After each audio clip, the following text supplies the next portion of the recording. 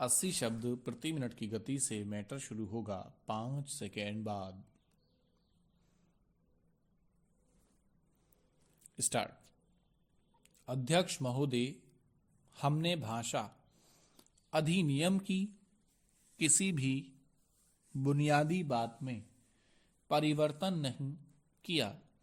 हमने ऐसा कोई कार्य नहीं किया जिससे गैर हिंदी भाषी लोगों को दिए गए आश्वासन समाप्त होते अथवा उनमें कमी होती। हमने आखिर किसका बोझ उठाया?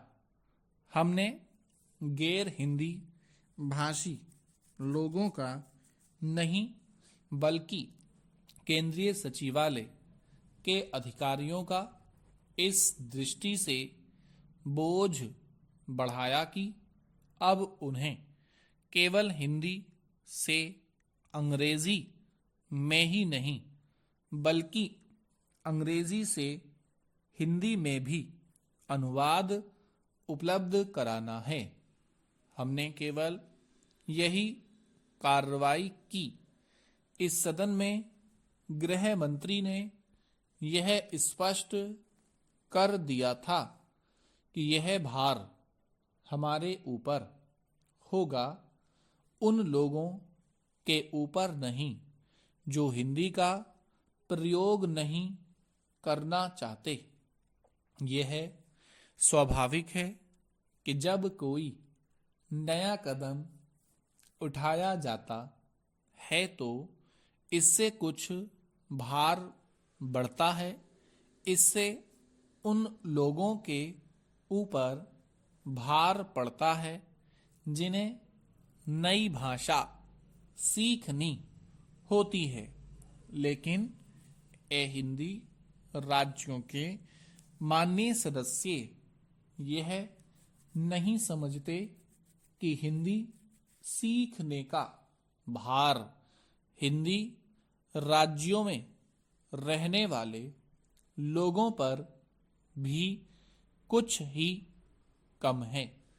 मैं स्वयं अपना उदाहरण देकर यह कह सकती हूँ कि यहाँ जो हिंदी बोली जाती है वह मेरे लिए एकदम नई भाषा है और मुझे इसे नए सिरे से सीखना पड़ा।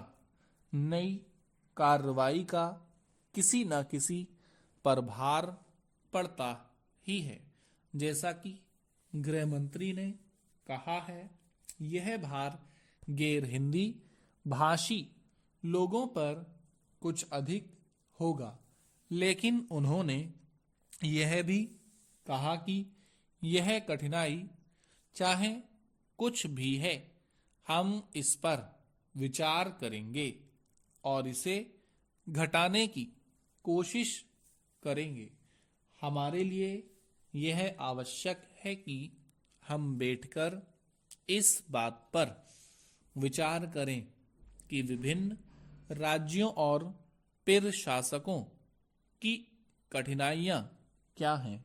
उन्होंने यह बात भी कही थी, मैं समझती हूं कि जब तक वातावरण शांत नहीं होता, इस संबंध में जितना काम हो जाए उतना अच्छा, क्योंकि तब हम लोग एक साथ बैठकर इस पर विचार कर ऐसा तरीका निकालने की बेहतर स्थिति में होंगे जो देश की एकता को बढ़ाएगा और हम लोगों के बीच परस्पर संपर्क को ही अधिक नहीं बढ़ाएगा।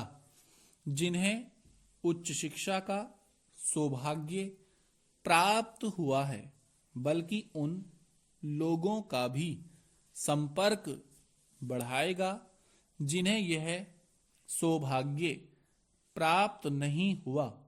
अब समय आ गया है कि हम उन लोगों को भी यह समानता और अवसर दें और भाषा के कारण जो वर्ग भेद बढ़ा है उसे कम करें। स्टॉप।